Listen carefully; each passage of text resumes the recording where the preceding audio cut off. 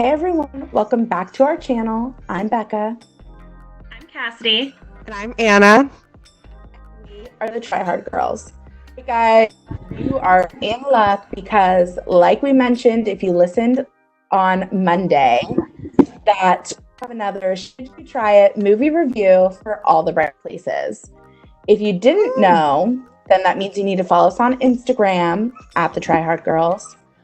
But we had two movies go up for a poll, and at the end of our cutoff time, The Wrong Missy won. And so we went to watch The Wrong Missy and did a review on it the next day. However, overnight, All the Bright Places ended up winning, and by a landslide. Therefore, we decided to bring them both to you. Are you girls ready? Yes, Yeah. I'm so ready, you guys. We keep our promises, baby. So here we are, about to dive into All the Bright Places. Disclaimer, everyone. If you don't want the movie to be spoiled, stop, pause, go watch the movie, and then come back and listen, because we're going to spill some tea, and if you want to watch later, you're not going to want to be spoiled. So go watch the movie before you listen in, okay? And also, trigger warning there for any suicide or mental illness issues that might be brought up later on. Okay, I'm so ready to dive into this movie. Obviously, it was one of my two choices, and I'm so glad that we got to watch it. It is on Netflix, free if you have a Netflix account. If you don't, ask your mother, ask your brother, ask your best friends, sisters, aunt, and I'm sure they will let you use their Netflix account to watch it. And if you don't have Netflix, you can go get the book, because it's based off a book, apparently. I haven't read it, don't know the author, but look it up. I'm sure it's on the internet somewhere. Yeah, I'm reading too many books right now, so I don't know if I'll have time to fit that one in, but I'm glad that I got to fit in the movie. And let me tell you, it was a roller coaster of emotions. From the very first scene, my mouth was like on the floor. I literally said, my first line was, intense first scene, made my heart thump a little. Yeah, I was like, oh, it's going to be one of those movies. I was like, oh, all right, ladies and gentlemen, put your seatbelts on, get ready. Emotional roller coaster ride, here we come. It definitely pulled me in to want to know her story. I just had all of the feels. I wrote in my notes, my heart, ... Like, I felt so bad for her. And then also him doing that, like saving her life in a sort of way. I just thought that he was so sweet. And they had great casting, let me just say that. Yes, that is one thing I wrote. I put cast and big, huge heart. And also, Elle Fanning is just amazing. I love her and her sister. Justice Smith, I didn't really know him as much. I've only seen him on, Paper Towns. Okay, you know what? I wrote here, actor who plays Finch gives me Jordan Fisher vibes. And I was like, Anna, because you were like, yeah, he's so cute. And I literally was like, I knew she's going to think he's so cute because he gives me Jordan Fisher vibes. I think I just kind of fell in love with his character because it reminded me a little bit of Holden Caulfield from Catcher in the Rye. And I kind of love, those artsy little boys. And also, this book kind of gave me John Green vibes. You know what I mean? The author of On Our Stars and Paper Towns. Yes. And I just think they had great chemistry. Elle and Justice, who played Finch and Violet. I thought great chemistry from the start. Great casting. Speaking of a movie that it kind of reminded you of, or maybe it's not a movie, but a writer, it reminded me of the movie. And okay, I said, this is my exact quote in my notes, but I said, a ripoff of a teen version of Silver Linings Playbook. Yes! That's really good. It is so, the woman character in some ways is so similar to Jennifer Lawrence's, and the guy's character is very similar to Bradley Cooper's. And just kind of it all surrounds mental health and kind of falling in love. Falling in love. It's like a dark love story. Yeah, but it's also not just a love story. It's a coming of age, learning to grieve, the grieving process, And I really, one thing that I really loved about this movie was the cinematography Wow, it's so beautiful, colorful, and crisp. I literally fell in love with the montages when they're out in the fields and like the shoes and like it was so beautifully like filmed. I loved that. The music was also really good. Like Anna, as soon as it started, like the intro music and everything, I was like, Anna is gonna fuck with this music. And I am too, of course. This is literally what I said in my notes. Soundtrack, really pretty. Anna will love. And then I said transitions, smooth, enjoyed them. Yeah, I said writing, not my fave, but this was in the beginning, not my fave, but enough to hold attention. Actually, maybe the whole time. I said there was very low, minimal humor. It was definitely convincing, like the writing was convincing. But yeah, my favorite part was soundtrack, really pretty. Anna will love. I actually loved the whole story. I feel like if I did read books, this book would keep me entertained and like want to keep going. There were just so many emotions, like every quote unquote chapter / scene just made me feel a different sort of way. Like literally there was a point where I was so happy when they kissed for the first time and I like my jaw was hitting the floor. I was like, oh my God, like a little schoolgirl. Yes. All the way to the end where I was bawling my fucking eyes out. And don't worry, I have video recordings of both of my reactions for both of those scenes. And let me just say 3 words, Kim Cryface. Can we talk about the part in the beginning where she shows up to class and she hasn't been for a while because obviously she's depressed and really upset about her.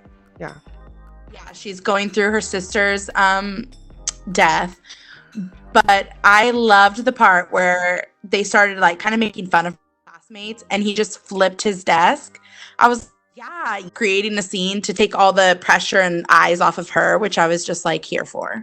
Yeah, he totally took away the embarrassment that she was feeling in the moment. Like he wanted to be embarrassed for her so that she didn't have to go through that, and he barely knows her. And so that just made me automatically think like he's such a good person, no matter what he was going through himself, you know? He's definitely like a free spirit, carefree, and that's what kind of makes you fall in love with his character. And then when you find out more about him, you're just like, wait, what? Like you completely seem so different than what what you're really feeling. And actually kind of back to the classroom, I really liked the assignment that they were given, the whole going out and finding like the wonders of the world. Girl, where was that assignment when we were in high school? Like I would have loved that. And meeting a cute boy, plus. Seriously. The sticky notes that he was putting up at the beginning, I'm glad that I finally like got an explanation. Honestly, I was racking my brain trying to figure out like why he did that. But in the end, it's so that he remembers his happiness and remembers to focus on something throughout the movie. It's really hard to explain, but once you watch the movie, I think you'll really understand where the sticky notes come into play. And I won't look at a sticky note the same way again, I'll tell you that.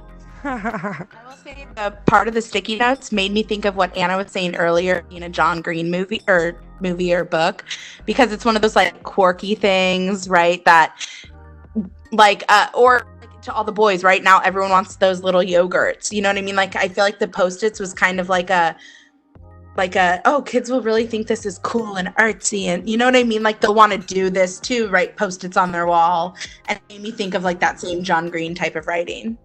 Yeah, Post-its sponsor us. No, I wonder if that played a big role in the book too, like it was in the movie, not, you know what I mean?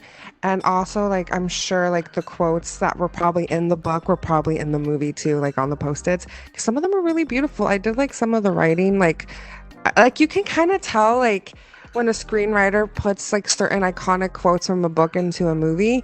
And I forgot to write down a quote, but there was, like, one quote that was said that, like, made me fall in love with, like, once again, Finch. And I remember the first scene, kind of like you said, Cass, when I saw all those Post-it notes on the wall, I was like, first of all, I'm like, how wasteful. Second of all, I'm like, how pretty and colorful. Once again, color.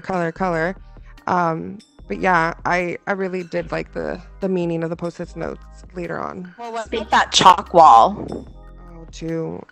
Yeah. That looked so cute. We used to have one of those in Bellevue. The Before You Die wall. Oh yeah, right. Oh, that is right. I forgot. Yeah, And I took a picture, and it was like one of the first pictures I posted on my Instagram when Instagram started becoming a thing. So artistic, so I proud. know, but I didn't go right on it, and I wish I did. I think I did write on Um, one once, but I don't remember what I said. And then Anna, speaking of colors, there I also wrote down some lines in the movie that I loved, and one of them was he looked at her in the car and he goes, "You know what I like about you, Ultraviolet," which is his little nickname for her. Oh, You're all the colors at once at full brightness. And I was like, "Oh, marry me. so adorable." I actually like kind of like you were mentioning earlier, like when they had the first kiss, which is pretty soon after that line. I remember my like heart felt to my stomach, and I felt like a little kid, and I was like, I felt like I was Violet in that moment. Like obviously not, you know what I mean? But that's the Mhm. power of movies, man. And I really like comparing this one to the other one, which we'll talk about rating later. I like this one a lot better. Also, completely different genre, but you know what I mean. I just like the plot better. Mhm. I agree. It's just a total. I mean, last week's episode with the wrong Missy, we were literally cackling, laughing at all the random shit that they were doing in the movie. And this one, like, I feel like I'm a little more monotone. You know, like I'm digging deeper into the script, the writing. You know, getting deep with it. It's the life of reviewers.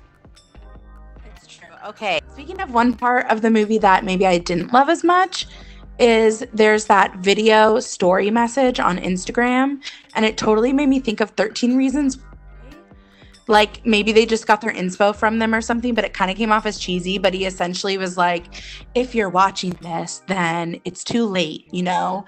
And it really was like the opening line for if you're listening to this, it's too late, or whatever that opening line was. And it was kind Yeah. of, to me, came off a little cheesy. Welcome to your tape. You know, honestly, I agree. There were like some parts that were cheesy, but in the grand scheme of things, I thought the cheesiness level was way less than I actually expected it to be. So that was a plus. But also, like, he put his stuff out, like, he put her shit at public. That was annoying, like, on the Instagram. That is true. Private, like, feelings and, like, what she was going through public. And I was like, screw you on that part. But no one knew who he was talking about. But I feel like he did kind of like say like the car, like you know, a car accident and stuff. Like who else was just going through that? You know what I mean? I guess I got Oh, what that's you're saying true. about That's that. true. Yeah. I thought he just said something like we met on a. Didn't he just like sing a little song and said like we met on A bridge or a something. bridge? He literally, like, said where she was about to, like, commit suicide. I'm like, how are you putting that out into the open to your followers? People know that stuff. It's kind of funny, like he was kind of going to extremes to get her out of her comfort zone. So, like, even laying out in her front yard and stuff, like that's so awkward. Like, what would your parents think if they saw a boy sleeping in your front yard? Well, exactly what her parents did think. They were like, "What the frick?" At first. Super weird. But I did like that he helped her move on from her grieving, and then like she also helped him out too. And you know, it's important to check up on your friends and like check up on their mental illness. I know that Finch did suffer from bipolar disorder, which is probably also a reason why he was like 1 second posting that like on Instagram, and then the next like not wanting to talk to anybody and not seeing anybody for a couple days. I felt so bad for her, and I felt that heartache for her when she's like, "What the hell? Like, you're my boyfriend. Where are you?" And and then also like the agony I also felt for her parents that one night they were gone all night, which I freaking love that, by the way. Mhm. And then like oh my God, I can only imagine, you know, the parents and the way why they reacted the way they reacted, you know? Yeah. No, definitely. I feel like even when he went to the little, you know, what's the Alcoholics Anonymous? It's like a group meeting, like a group meeting for like different disorders, Mental like health, yeah. anxiety, bipolar, anorexic, all that stuff. When he went there, I thought it was interesting how this is towards the end of the movie for everyone, but I loved how he didn't put a label on himself, you know, like most people do, because I feel like there's a stigma against putting a label on yourself because you feel like you need to medicate yourself for that certain thing. When some people feel like multiple different ways, like one kid was like, I have anxiety, bipolar, ADD, OCD, like all this different stuff. It's like, I feel like that's an important message to say, like, you shouldn't be put into one certain box. Like, everything is different for everybody. And I feel like he was just going through a certain thing, even though, like, it was sort of the same symptoms as people with bipolar depression have. And I also liked how he saw that his one friend, or well, not even friend, but like classmate there at that meeting, and how it just goes to show, like, dude, you don't know what everybody's going through, because she seemed so happy, or, you know, she seemed quote quote perfect and popular, but she was suffering through her own shit too, you know. So I liked that little scene a lot. I feel like Violet definitely seems lost and like she's going through tragedy and going through, but I really felt early on, like I could tell, like he was definitely depressed, like he was going through it like in a different way than her. And I feel like it was a constant in his life, whereas hers, although super valid and everything, it was really temporary. No, yeah, for sure. I also kind of wrote down that one of the first things I wrote down was I was kind of missing getting to know his character a little bit more, because I feel like he was so fixated on like Violet and her life, and we learn more about Violet. And I like, we did see a little bit of, you know, later on, you know, Finch's life, but I feel like there was more, like we could have learned more about his home life in a way. Like the sister was literally in and freaking out, like, you know what I mean? I don't know. That's just one note I wrote. I said missing on getting to know him more. I don't know. Yeah, I feel like it was a... Go ahead, Bex. Sorry. I definitely wrote in here, I said, wow, I wasn't expecting for him to lose this battle. Like, I was not expecting that in the movie. It was really sad. But I thought it was a really important movie for, like, mental health awareness and, like, also emotional, physical abuse within families. Absolutely. And I feel like it was very abrupt in the storyline for, like, his side of the story to come out, you know, because he was helping he was helping Violet with all of her stuff initially, and then it just like all of a sudden went dark.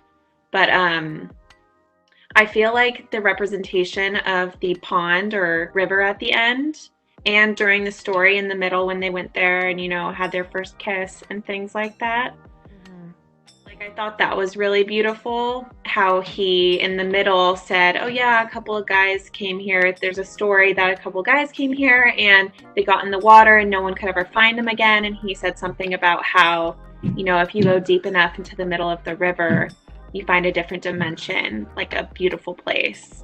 And then that's, you know, at the end where something significant happened. Yeah. Damn, yeah. It is, yeah, it's a downer, you guys. And okay, but here's the happy part is, what about the roller coaster they got on? That looked scary, but fun. Amazing. I loved it. I literally wrote roller coaster sketchy, but like also I want on. Super sketchy. I'm like, she won't get in a car, but she'll get on that like janky ass roller coaster. Dude, I loved those places they went to, all those wonders that they went to. That was one of my favorites too. But I kind of like the lake. Oh yeah, I would love to go with you guys and like see a few different wonders. If you guys want to go after quarantine's over, we have so much to do after quarantine's over. For real, the movie kind of gives me a Sundancey vibe. Oh, give that like totally. I wonder if it was premiered there. I wonder. I don't know, but yeah, total independent film vibes. For sure. Also, I know we mentioned this earlier, how the casting was phenomenal, but like, did anyone see Luke Wilson as Zaddy? I'm so happy. I thought he was such a good little dad, and like how she opened up to him at that one point about how she met Finch. I was like, oh, my heart, I love him, and he was so awkward, like such a dad vibe. Like, he's like, oh my God, thank you for telling me. He's like, oh my God, why did she tell me that? Like, oh. Seriously, dude, I love the Wilson brothers. For some reason, I think they're cute as fuck. Like, what do you mean for some reason? No, the second it came out of my mouth, I feel like an asshole. I don't know why they have this swagger, and also their voices just soothe me. I've got to say. What was it? Luke Wilson's. What's the other one? It goes. Oh, wow, yeah. Wow. Wow. And also, he's got a crooked nose like your girl, so respect. Respect. Oh my gosh. Yes, totally. He did great. He did really good. Yeah, I actually can't believe I didn't write that down on my notes, but I thought about it for sure. In the credits, I don't know if you guys saw this. Elle Fanning helped produced it. Love that for her. That's awesome. Women production, baby. I did not know that. Good for her.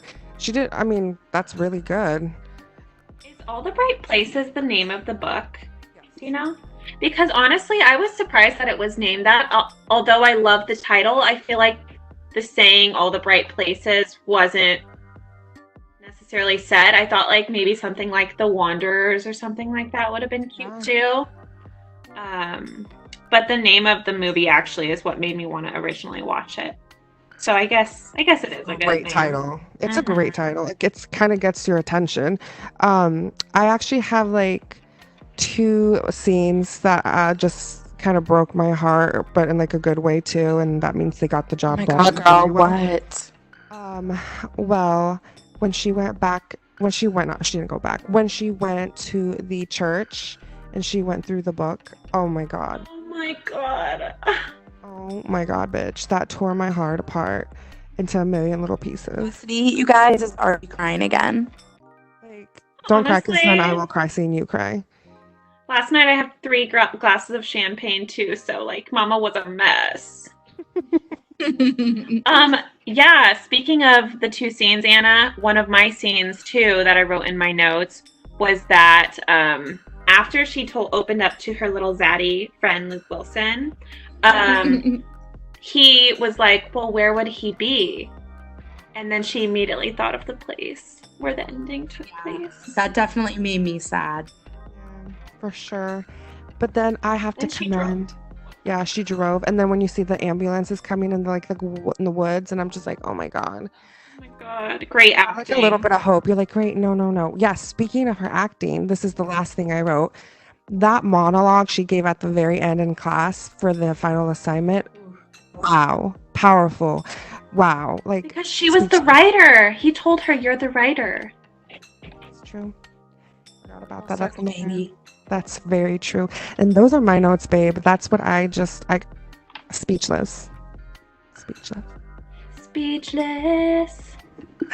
So, is there anything you guys want to add before we finish recapping and give this bad boy a score? Yeah, I have one more thing to say. If you know anybody or yourself, if you're suffering through mental illness, or thinking about taking your life, please reach out to the suicide hotline, 1-800-273-8255. You are loved, you are heard. Yes, thank you, Anna, for sharing that. There are also so many resources online for you guys if you don't feel comfortable calling. There's, text hotlines, things like that. So please reach out for help because you are truly loved. Okay, so have you guys thought about your reading? Shall I? Oh, actually, Yes. Oh, I wrote it down, honey. I did too, Okay. actually. So Becca, did you want to go first? Sure. So, for All the Bright Places, Becca B decided it was definitely more convincing than not. It held my attention. Overall, I gave the movie 7.1 out of 10. Oh, it's a little lower than I thought you were going to give it. But then again, I probably shouldn't speak because I originally was going to give it a 7.5 out of 10. But then I was like, you know what? Like, I'm serious. I wrote it down. But I'm going to give it an 8.5 because... Wow, that's way different than a 7 point whatever. Oh, no, I had It's 2 a ratings. huge difference. Yes, but then I changed it up because listen, I think the reason that I gave it such a low score is because I thought it was just too long. It was way too long. It could have been Agreed. taken. It was just kind of like there were some scenes that could have been taken out, and there was just some scenes that just like, come on, like there's no reason. To be fair, the reason I even gave it a 7.1, it probably would have gone a little bit lower, was just because of the important message, and I thought they did it tastefully. Mm-hmm. Yeah, that's true. Yeah, so I'm giving it an 8.5 out of 10 just because it was way too long. Loved the casting, the music, the colors, everything. Yeah.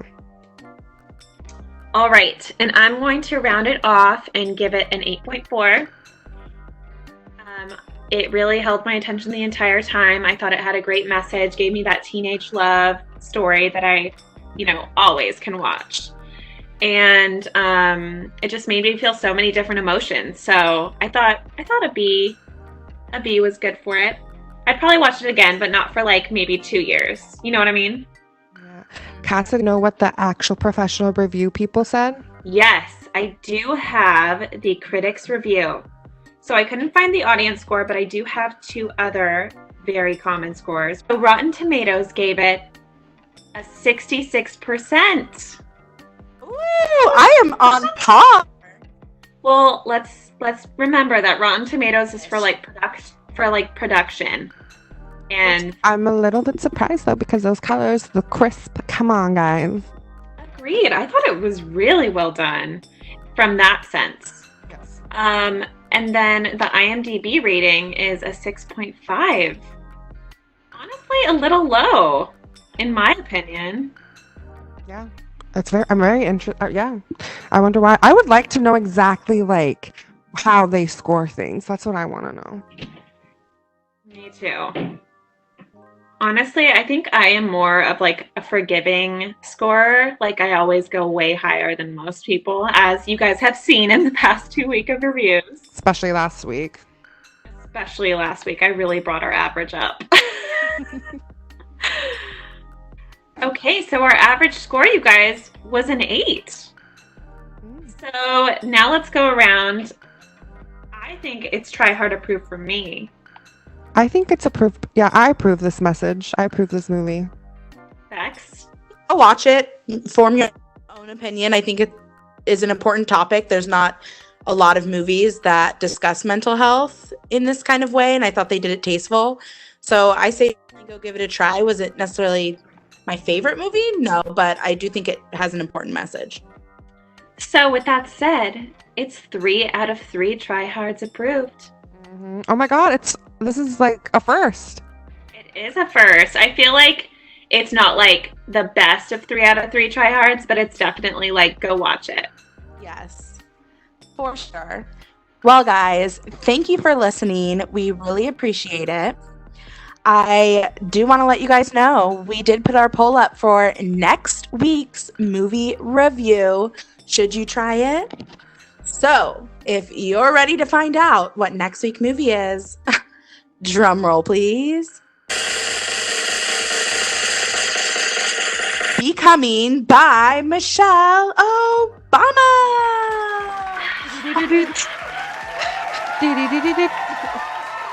So we put up a poll. This week it was my pick, Becca. And so I picked 2 documentaries. And so I did Becoming Michelle Obama, which is based off of her book. I highly recommend it. And the other one was The Dirt, which focused around the band Motley Crue. So Becoming one, I'm really excited about it. How are you girls feeling? Of course, I'm excited. I love her. We stan a queen. Yes, I love the Obamas. I love Michelle. I love everything they stand for. I'm excited to watch it. However, I actually really want to watch The Dirt too. I love a good biopic. So I might watch that tonight and then watch Becoming right before we film our next podcast. So is Becoming on Netflix, or where can we find it? Netflix. And if you do want to go watch The Dirt, it is also on Netflix. We will be recapping our thoughts, reviewing Becoming next week. So look out for that episode. And guys, guess what? We're on Spotify now, baby. We are on Spotify, Google Podcasts, Stitcher, Anchor. Oh gosh, the list is endless, except for Apple. We're working on it. But please give us a review, 5 out of 5. Come on now. And tell us what you like. Tell us a movie you think we should review. And make sure you follow us everywhere at the Try Hard Girls. Instagram, TikTok, Twitter, YouTube, Spotify, etc., etc., etc. And follow us on our personals at Nick Farbeck, At A Caroline 19. And at Cass Kardash. We're the Try Hard Girls, baby. You guys should tell your friends, tell your sisters, tell your mothers, tell your brothers. You can find us everywhere, and just know we're here for all things pop culture, everything going on in the real world, movie reviews, product reviews. We try hard and we do not disappoint. Love that. Alrighty, guys, we'll see you on the next podcast episode. We love you. And with that, try hards. Out.